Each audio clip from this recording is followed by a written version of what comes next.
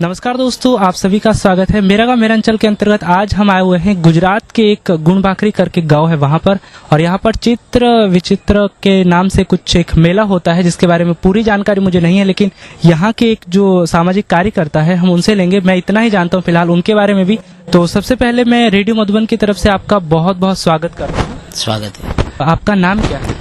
मेरा नाम है गमार गुलाब भाई पाऊ भाई और मैं यहीं के रहने वाला हूँ और ये मेरा गुणबाखरी गांव है। अच्छा। और इसी गांव का निवासी हूँ।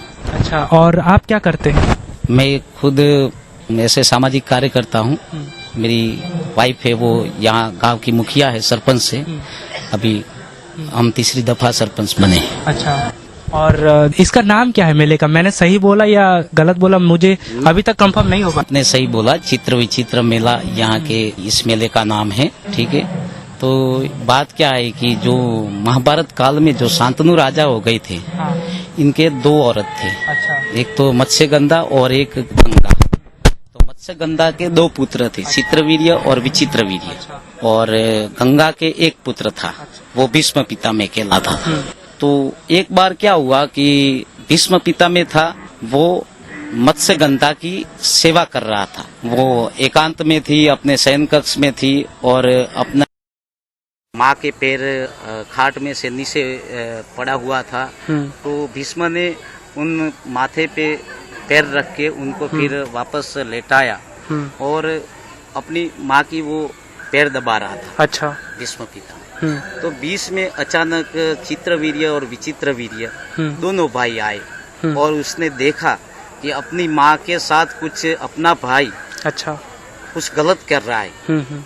उसको कुछ मन में शंका कुशंका पैदा हुई और उस गलत तरीके के उसने सोचा। और सोचने के बाद में उसको पता चला कि अपनी माँ की गंगा भैया वो सेवा कर रहा था, पैर दबा रहा था और अपनी माँ की सेवा करता था। और अपने दोनों भाइयों को, अपने दोनों भाइयों ने जो सोचा था वो बिल्कुल गलत है और उसको बहुत पछतावा हुआ बाद में जाके। अच्छा। और कोई ऋषि मुनिवर से मिले तो भाई हमने ऐसा कोई मनसा पाप हमने मन में आ गया था, ऐसा कोई निवाड़ा हो, ऐसा कोई समस्या को कोई निकाल हो सकता हो तो हमको दिखाओ।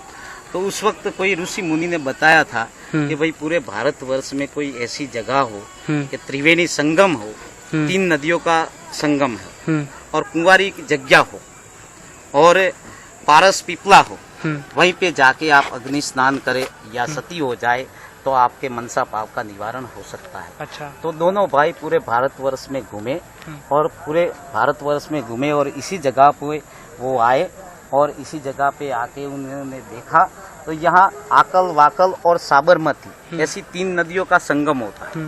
और यहाँ जो अपन जो उपस्थित हैं, खड़े हैं, यहाँ भगवान शिव जी का मंदिर है। अच्छा। तो फिर यहाँ दोनों भाई आए और यहाँ इस पवित्र जगह पे, ये कुंवारी भूमि है, यहाँ कोई खेती बाड़ी नहीं होती। अच्छा। और जो यहाँ जो पारस पिपला था कई सदियों के पहले, तो उस वक्त दोनों भाइयों ने यहाँ उसने निश्चय कर लिया कि अपने ये अंतिम विधि के लिए और सती होने के लिए ये अच्छी जगह है और बेहतर जगह है। बाद में उसने क्या किया कि बाद में भगवान ने शिव जी को उसने आराधना की, दोनों भाइयों ने। तो शिव जी खुद प्रकट हुए। ये शिवलिंग है वो स्वयंभू शिवलिंग है। अच्छा। और कहा जाता है कि शिव जी यहाँ खुद दोनों भाइयों ने स्तुति की, आराधना की, तो शिव जी खुद प्रकट हुए और प्रकट होने के बाद में दोनों को शिव जी भगवान ने आशीर्वाद दिया और बाद में ये दोनों यहाँ सती हो गए।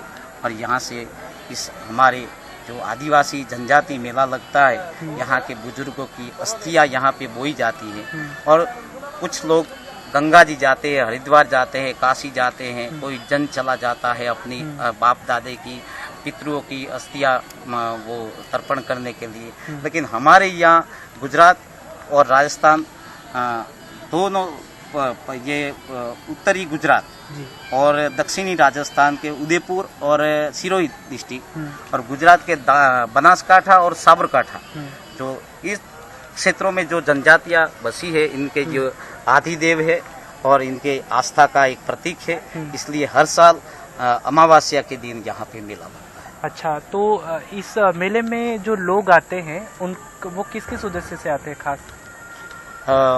मेले में जो लोग आते हैं, जो मैंने बोला ना पहले, जो यहाँ हर वर्ष मेला लगता है अमावस के दिन, होली के 15 दिन के बाद में जी।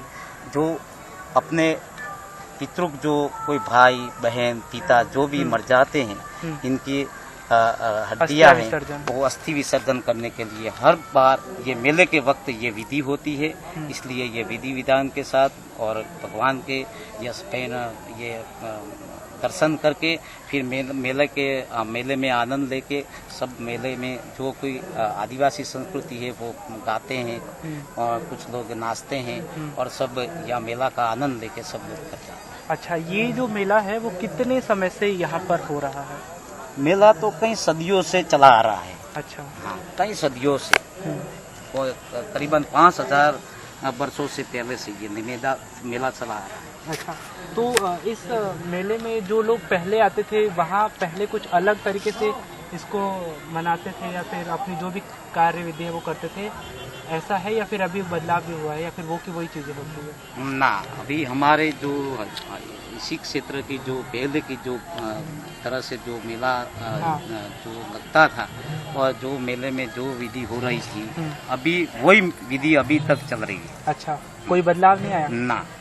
अच्छा, नहीं, कुछ एक और चीज मैंने जो देखी है हमारे आदिवासी समाज की, तो मेले तो बहुत सारे होते हैं, लेकिन वो सारे मेले कुछ ऐसे होते हैं जिसमें एक जो लोगों के मन में एक भ्रांति रहती है या फिर हकीकत है या सच्चाई है, ये मुझे भी नहीं मालूम है कि यहाँ पर साथी चुनने की भी परंपरा है। ठीक, मैं इस बारे में जानना चाहूँगा खास।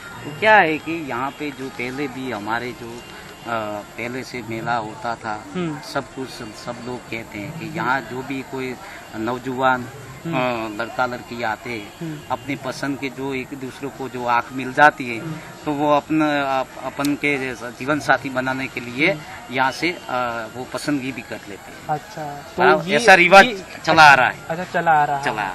चलो, बहुत अच्छी बात है, आपने बहुत अच्छी जानकारी दी। और आज का जो आपका इधर जो खास चैत्र विचित्र के मेले में कार्यक्रम होने वाला वो क्या क्या है? कार्यक्रम रात्रि संध्या का? रात्रि संध्या का कार्यक्रम है, मेला का उद्घाटन है और जो यहाँ के जो वहीवटी जो सत्ताधिकारी है और कुछ पंचायत समिति के या जिला प्रशासन से जो कुछ पदाधिकारी आएंगे, वो मेला के दीप प्रागट्य करके मेला का उद्घाटन विधि करेंगे और बाद में हमारे समाज के जो कलाकार हैं और भी गुजरात के लोक कलाकार हैं, वो भी अपने अलग अलग अपनी कृतियाँ करके अपना परफॉर्मेंस करके लोगों को लुभाएंगे और लोगों को अपनी जो परफॉर्मेंस है वो दिखाएंगे और लोकगीत और लोक नृत्य हैं आदि वगैरह पेश करेंगे। अच्छा, बहुत अच्छा लगा आपके साथ बात करके। और इस मेले की कोई खास विशेषता यहाँ पर मैंने देखा, घूम रहा था, कुछ छोटी छोटी दुकानें भी लगी हुई है, खिलौने की है और इसके अलावा चूड़ियों की है, महिलाओं के लिए है, नाश्ते वगैरह की भी है। और इसके अलावा मैंने कुछ और जो स्टॉल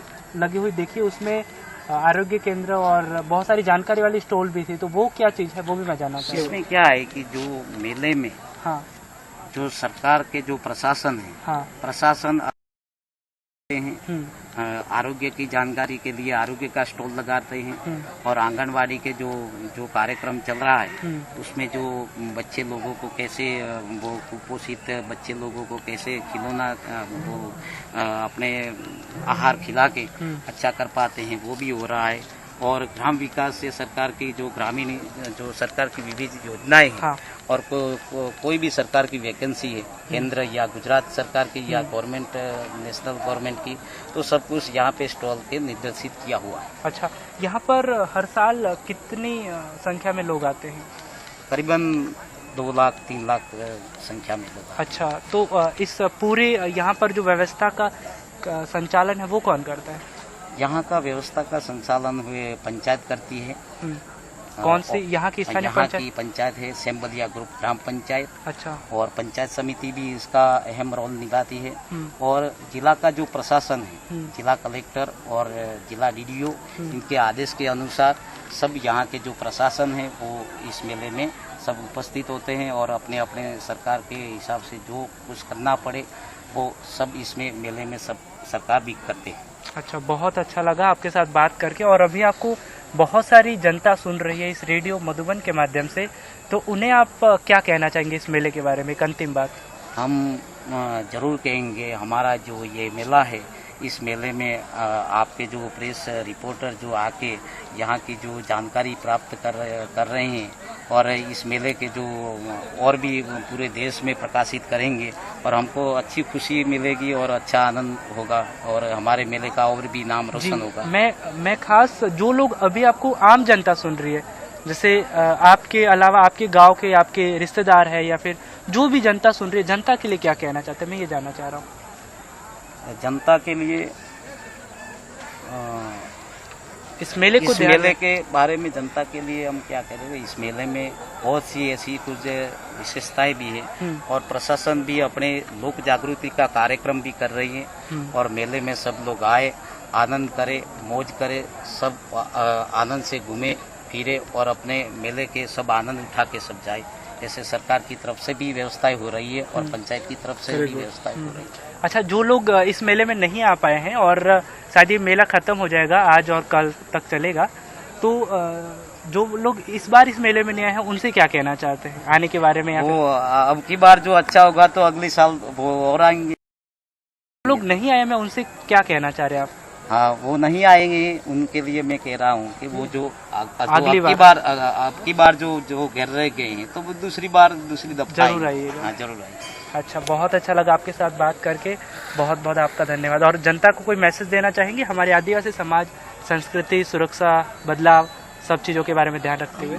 बदलाव तो ठीक है, ये अभी कंप्यूटर का ज़माना है, टेक्नोलॉजी का ज़माना है, 21वीं सदी चल रही है, फिर भी हम आदिवासी है और मैं भी खुद भी आदिवासी हूँ, तो हमारी संस्कृति भी अखंड रहे और टेक्नोलॉजी के साथ भी मिले और 21वीं सदी की तरफ भी प्रयाण करें और सभी चीज़ों के जो अभी जो युग चल रहा है, जो इसी के समय के साथ भी कदम मिला के चले और हमारी जो संस्कृतियाँ है वो भी कायम रखें। अच्छा, मैं आपकी एक व्यक्तिगत जानकारी लेना चाहूँगा। वैसे तो मैं सोच रहा था कि बात को ख़त्म करूँ, बट मुझे लगा कि आपके बारे में जानना ज़रूरी है, क्योंकि आप शायद इसी गांव से हैं, आपने ऐसा बताया था। हाँ, मैं इसी गांव का हूँ। तो आप जब से छोटे थे तब से इस मेले को देख रहे हैं, कैसा लगता है? बहुत अच्छा महसूस हो रहा है। जो पहले से अभी जो सरकार भी, पहले तो सरकार व्यवस्था नहीं कर पाती थी, लेकिन अभी पिछले 10-15 सालों से पूरा प्रशासन इस मेले में जो अपना सहयोग दे रही है, तो बहुत अच्छा महसूस हो रहा है। ओके, बहुत थैंक यू।